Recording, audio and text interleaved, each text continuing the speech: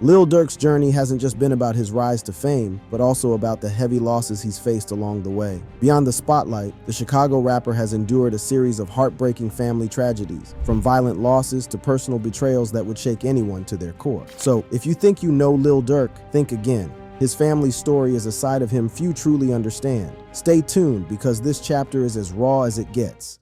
Family ties. As tensions mount around Lil Durk, fans are left wondering what's happening with the rapper's family. Lil Durk's father, Dante Banks, carries a legacy that stretches far beyond his son's fame. His story is one of resilience, loyalty, and defiance in the face of unimaginable pressure. How many years did your dad get when he got locked up? They gave him life, but it's looking good for his case on the appeal back, so he will be turning the streets again. I'm gonna hold him down till he gets. A figure known in Chicago's streets long before Lil Durk rose to fame, Dante Banks was sentenced to life in prison back in the early 1990s for his involvement in a large-scale distribution operation. The twist? Banks wasn't just caught up in a criminal enterprise. He was given a brutal ultimatum: cooperate with authorities by testifying against Gangster Disciples co-founder Larry Hoover, or face a life sentence. Banks recently shared his story on a podcast, where he recounted that moment when authorities allegedly made him an offer to work for them. It was a life-changing choice, but for Banks, there was no hesitation. Rather than accept the deal, he slid his lawyer's card across the table and told them to call his lawyer. His decision set the course for the next 26 years of his life. Years he would spend behind bars without ever betraying his principles. Feds taught me one great lesson in prison. Money don't mean nothing. They don't care nothing about no money in the feds. And then you really find out what's the real true value inside the federal prison. And that's life itself and family.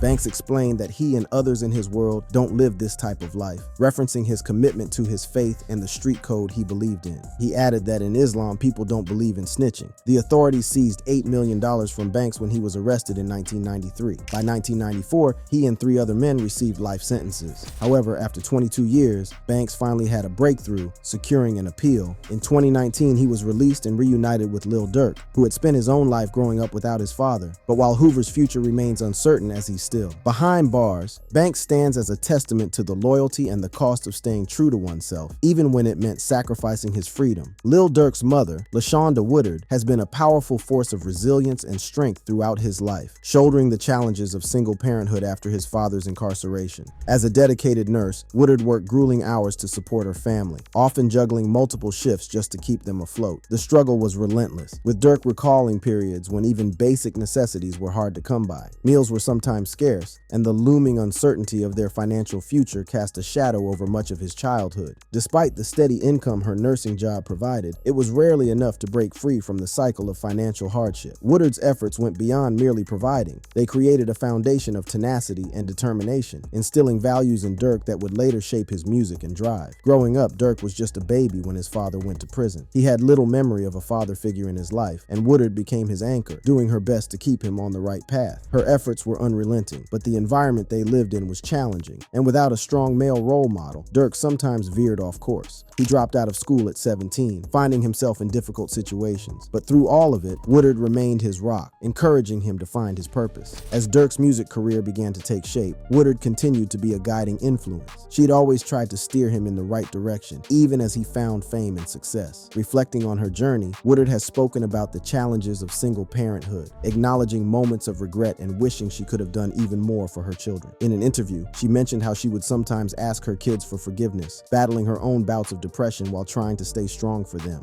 Oh yeah, it's very, very, very hard.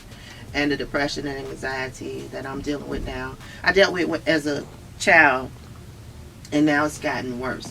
She takes full responsibility for their upbringing, but as difficult as those years were, Woodard is still proud of where they've all ended up. But LaShonda endured immense hardship, particularly through the tragic loss of her son, Dante Banks. Also known as D-Thang, Dante was Lil Durk's older brother and a crucial part of his life and career. Born in the late 1980s, D-Thang was not only Durk's sibling, but also an active member of his hip-hop collective, Only the Family. Tragically, on June 5th, 2021, D-Thang was killed in a shooting outside Club O in Harvey, a suburb of Chicago. Chicago. Multiple weapons were reportedly involved, and gunfire erupted shortly before a local police officer arrived. The officer was struck in the thigh but survived. Sadly, D-Thang was pronounced dead at the scene. D-Thang lived in Chicago's Gresham neighborhood, and his death sent shockwaves through the rap community. Numerous artists, including Chicago rapper Lil Reese, expressed their condolences on social media, with Lil Reese posting, "Long live D-Thang, love you broski." The tragic night didn't end there. Another man was reportedly killed in a possible retaliation shooting just hours later. D-Thang's loss was a heavy blow to Durk and his family, adding to the heartache they'd already endured from previous tragedies. In 2014, Durk's cousin was also killed in Chicago, marking yet another violent loss within the family. But the rapper is also a father of 6 children. His role as a dad is central to who he is, and he's been open about the joy and challenges of raising his kids. Wait, you guys see that? He said F-all. Nobody smacking. Do I do that? Do it. This for the haters. Look. His eldest son, Angelo Banks, was born in 2011 to his ex-girlfriend, Nicole Cavone. As his first child, Angelo holds a special place in Durk's life. Their bond is strong, with Durk often mentioning how becoming a father at a young age made him reevaluate his priorities. He's openly proud of Angelo, showcasing the fun moments they share on social media, whether it's sporting events or birthdays. Durk's devotion to Angelo reflects his commitment to being a present father, even when the pressures of fame are intense. Bella Banks, born in 2013, is Durk's second child with Nicole Cavone. Bella and Angelo share a close relationship, and Durk's love for her is evident in how he balances time between his career and family. Bella has her dad wrapped around her finger, with Durk often posting about their heartwarming father-daughter moments. Zayden came into Lil Durk's life in 2013, born to an unnamed mother. Despite the circumstances, Durk has embraced his role in Zayden's life wholeheartedly. Though he keeps some aspects of their family life private, he's shown a deep commitment to being there for Zayden. Durk's dedication shines in the way he includes Zayden in family activities and special occasions, showing that he's equally invested in each of his kids' lives. Demir Banks is another beloved son of Lil Durk, born in 2014. Like Zayden, Demir's mother has remained out of the spotlight, but Durk's relationship with him is anything but hidden. He frequently shares moments with Demir, making it clear that he's an active father who's willing to go the extra mile to be present in his kids' lives. Skylar Banks was born in 2014 to Tamika Cute. Though Durk keeps details about Skylar and her mother more private, he's often vocal about his love for her. As one of his younger daughters, Skylar has a special place in his heart, and he makes sure to involve her in family moments. Lil Durk's pride in being her father shows in how he speaks about her, always highlighting the importance of his role in her life. The youngest of Lil Durk's children, Willow Banks, was born in 2018 to India Royale, his longtime partner. As the couple's first child together, Willow quickly became a source of immense joy, becoming the sweet and playful heart of their family life. Durk and India's relationship has been marked by a close bond, and their affection for Willow only strengthens that connection. Their social media pages are filled with moments capturing Willow's milestones, from her first steps to her early words, showcasing Durk's pride in being a truly involved father. Durk often shares glimpses of their time together, whether he's reading to her, playing games, or simply spending quiet moments as a family. Willow's presence brings a renewed sense of purpose to Durk, inspiring him to create a stable and nurturing environment with India. Together, they strive to provide her with a life filled with love, warmth, and support, setting an example of family unity and dedication. For Lil Durk, fatherhood is more than just a role. It's part of his identity. He's deeply committed to each of his children. He's made it clear that family comes first, balancing his life with the responsibilities of being a dad. On October 29th, Zayden took to Instagram to show unwavering support for his dad, currently in federal custody and facing serious allegations. Despite the weight of the charges, Zayden stepped up to defend his father, speaking out about the man he knows beyond the headlines. In his post, Zayden shared a video of Chicago Mayor Brandon Johnson voicing support for Durk, which seemed to bolster Zayden's resolve to speak up. Zayden highlighted his father's dedication to his community, particularly through Durk's nonprofit Neighborhood Heroes, which has provided resources and support for Chicago's underserved neighborhoods. To Zayden, his father is more than a rapper. He's a community leader and a great dad. Zayden's post took a personal turn as he expressed his hope for fair treatment for his father. He said that his father was facing challenges, but that he had not been convicted of any charges and remains innocent until proven otherwise. His words conveyed a heartfelt appeal deal, reminding people that everyone deserves a fair trial. In the midst of the turmoil surrounding Durk's arrest, his ex-partner and high school sweetheart, Nicole Cavone, known as OTF Nikki, also stepped up to show her support. Nikki, who was Durk's longtime partner and is the mother of 2 of his children, Angelo and Bella, has remained an important figure in the rapper's life and career journey, even after their separation in 2013. Nicole Cavone is now a successful entrepreneur, running a credit restoration business called The Credit Click in Illinois. While she's no longer affiliated with Durk's OTF crew, her contributions to his career are undeniable. Others chimed in with admiration, noting how she financially supported Durk's music pursuits, even covering his early studio sessions. Fans on social media praised her for sticking by Durk's side back when he was still building his career. For them, Nicki's unwavering loyalty and support played a crucial role in helping Durk become the artist he is today. Their history goes way back, as Durk and Nicki met in high school and started dating in 2008. Together, they co-founded Only the Family, or OTF, in 2010, a brand that would later grow into a powerful symbol for Durk and his music. Although Nicki has since moved on, building her own brand and social media presence with over 280,000 Instagram followers, her connection to Durk remains significant in the eyes of fans who appreciate her for her influence on his journey. Through her silent support, OTF Nicki has shown that even though their relationship has ended, the respect and loyalty she had for Lil Durk haven't faded. Nicki and Lil Durk started the OTF crew together, building it into a close-knit family. But now the rest of the crew has drifted apart, and things aren't going as well as they once were. The OTF crew. So what's OTF? OTF is Only the Family. Okay. What does it like consist of?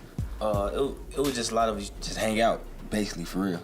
Hypno Carlito and Lil Durk share a bond that goes well beyond music. Both hailing from Chicago's tough streets, Carlito and Durk grew up together in the industry, with Durk bringing Carlito into his OTF label. Their connection isn't just professional, it's the kind of brotherhood that runs deep, forged through the shared highs and lows of their lives and careers. Carlito was right there with Durk on his 2015 album Remember My Name, lending his voice to the track Ghetto, and even hitting the road with him for the 40-city tour. Over time, Carlito earned his place as a respected member of OTF, building his own following while staying loyal to his roots with Durk. Recently, their connection made headlines again, this time under challenging circumstances. Durk made waves by appearing in Carlito's new track, Where Smirk Go. The song, released on November 1st, 2024, features what's claimed to be a phone call from Durk himself, recorded from a federal correctional facility. Durk's voice comes through with raw conviction, calling Carlito his brother from another, and declaring OTF's legacy with fierce loyalty. Fans quickly had mixed reactions to Carlito's use of this call, with some questioning its authenticity. While some praised Carlito for staying loyal to Durk, others criticized him for clout chasing. Comments flooded social media, with users debating whether the voice was real or possibly an AI recreation. Regardless of the public's reaction, this moment shows the bond between Carlito and Lil Durk, a relationship built on mutual loyalty, but not without its own set of challenges and scrutiny. For Carlito, standing by Durk through thick and thin has become a defining part of his journey, one that keeps his loyalty to OTF alive despite the ups and downs. On the other hand, Memo 600, a close friend of Durk and a fixture in the Chicago rap scene, found himself in a storm of controversy after an episode of 50 Cent's podcast suggested he might have been connected to the murder of fellow Chicago rapper FBG Duck. The TV show, which dives into unsolved murders within the hip-hop community, aired an episode spotlighting Duck's tragic death and quickly caught Memo's attention for all the wrong reasons. Taking to social media, Memo expressed his outrage and made it clear that he wouldn't let this accusation slide. In a now-deleted tweet, he directly addressed 50 Cent, stating that he was going to sue him for defamation of character. Memo didn't hold back, later following up with a statement saying that 50 must have paid the wrong investigators trying to chase clout. Clearly frustrated, Memo seemed to feel that the show's portrayal was inaccurate and a dangerous hit to his reputation. Episode delved into the death of FBG Duck, who tragically passed away on August 4th, 2020, while shopping on a popular Chicago strip. Federal authorities eventually arrested 5 suspects in connection to Duck's murder, all charged with murder in aid of racketeering and federal firearm violations. These suspects, known on the streets as C. Murda, Kenny Mack, Loss, C. Thang, and Muwop, were apprehended in October 2021 and are awaiting trial, set to begin in October 2023. 50 Cent and Mona Scott Young, the show's executive producers, intended for the series to tell gritty, real stories from the hip-hop world. However, with Memo's reaction, it's clear that the show's approach has sparked backlash. Some fans sided with Memo, calling the portrayal unfair, while others saw it as a reminder of the challenges of linking entertainment with with real-life street issues. For Memo, though, it's personal, and he's ready to take legal action to protect his name. Duty Low is an American rapper and member of the OTF collective founded by Lil Durk. He gained prominence through collaborations with artists like King Von on the track Me and Duty Low. He has faced significant struggles with his mental health, especially following a rough breakup that left him in a dark place. Accusations from his ex, FTNBE, deeply impacted him, with allegations in 2021 of misconduct against her young son sparking public outcry and putting Duty under intense scrutiny. Although he maintained his innocence and even pursued a defamation lawsuit, the emotional toll of the accusations lingered, affecting his sleep, trust, and overall mental well-being. Duty has openly shared that at one point, he was so overwhelmed he considered ending his life, feeling isolated and unsupported as he navigated the fallout. Amid this, Lil Durk, his longtime friend and mentor, played a crucial role in helping him get back on track. And the next day, I'm laying in the bed, I'm high as hell still. I get higher than that, I'm like, damn. Durk texts me like, would you go to rehab if I paid for it? I'm like, yeah.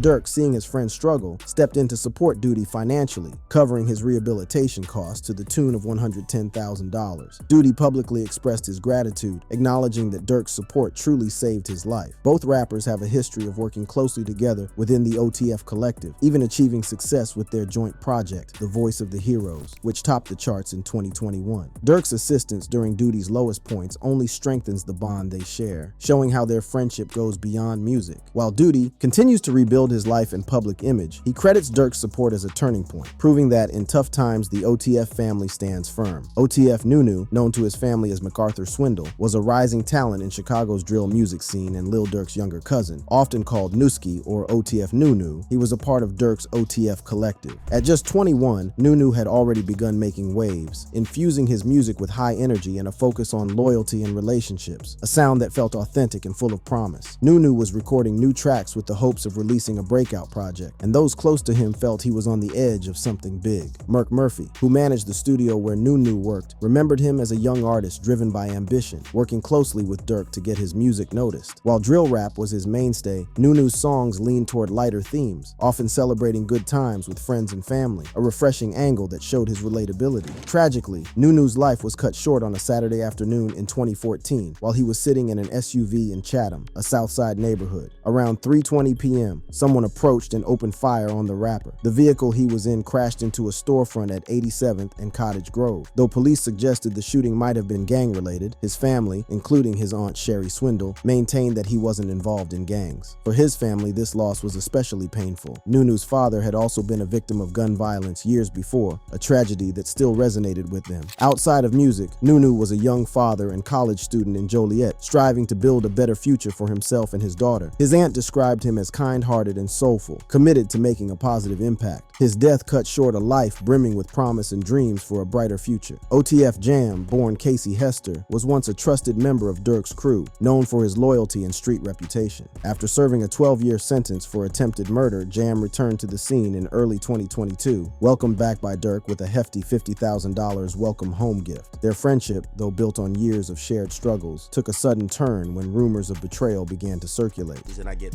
news told me. They said, I've been told that the feds have been looking into Lil Durk. But I remember, this is before the O Block 6 thing happened. On October 30th, a video emerged that allegedly showed Jam wearing a wire around Durk, sparking shock and debate among fans. The clip showed Durk, Jam, and others gathered in a dim room, seemingly having a good time, though some noted that Jam looked unusually tense. This revelation came after Durk's October 24th arrest on charges of allegedly orchestrating a hit on Quando Rondo. As the video spread, fans and commentators speculated about Jam's role, with some suggesting that he had been working with authorities for an extended period. DJ Academics hinted on social media that Jam had allegedly turned informant, and hip-hop manager Wack 100 discussed the possibility of Jam cooperating with authorities during an interview on Vlad TV. Wack suggested that a recent gun charge may have pressured Jam into cooperation, leading to suspicions of his involvement in Durk's case. Online reactions varied widely. Some fans pointed out that Jam appeared nervous in the footage, while others doubted the legitimacy of the claims, suggesting that bloggers and rumors were blowing the story out of proportion. proportion. Regardless of the truth behind these allegations, the situation has cast a shadow over what was once a close friendship, showing how quickly loyalty can be tested in the high-stakes world of hip-hop. King Von was a Chicago-born rapper known for his raw storytelling and gritty depictions of street life. He emerged as a powerful voice in the drill scene, with lyrics that painted a vivid picture of his experiences and struggles growing up in Chicago's turbulent South Side. Von's music was deeply personal, resonating with fans who felt a connection to his stories of loyalty, survival, and the harsh realities of his environment. His bond with Lil Durk was more than just a friendship. They considered each other family. The two met through mutual connections within Chicago's rap scene and quickly formed a close bond rooted in shared experiences and their love for music. For Durk, Von was like a younger brother, a fiercely loyal companion with whom he could share both triumphs and challenges. When Von was tragically killed on November 6, 2020 in Atlanta, the loss was a devastating blow for Durk. Von's death left an unfillable void, and Durk's grief was palpable. He channeled this heartache into his music, dedicating tracks to Von that served both as tributes and a way to process his own pain. Songs like Still Trappin' reflect Durk's dedication to keeping Von's memory alive, ensuring that his friend's legacy would endure. For Lil Durk, honoring King Von's memory became a mission fueled by revenge. After Von's death, Durk was determined to retaliate. Quando Rondo was present at the scene, yet Durk had no idea that this encounter would soon make Quando the catalyst for his own downfall, an elaborate scheme. Following the tragic death of his close friend and collaborator, King Von, in November 2020, Lil Durk reportedly sought retribution against rapper Quando Rondo, who was associated with the incident. Authorities allege that Durk orchestrated a murder-for-hire plot targeting Rondo, which culminated in the August 2022 shooting in Los Angeles. According to federal documents, Durk and several affiliates in his OTF collective worked meticulously to bring their plan into action. Prosecutors are painting a chilling picture of what they say was a calculated plan to go after Quando Rondo. According to the case, on August 18, 2022, Durk's associates found out that Rondo was staying at a Los Angeles hotel. Acting quickly, a group of OTF members, DeAndre Wilson, Keith Jones, David Lindsay, Asa Houston, and a fifth unnamed suspect, flew from Chicago to San Diego, funded by Durk himself, before driving to Los Angeles. Durk allegedly texted an associate handling the travel saying to not book any flights under no names involved with him. Video footage reportedly places Durk at a house in the San Fernando Valley at that time. Once in LA, the OTF crew met Keon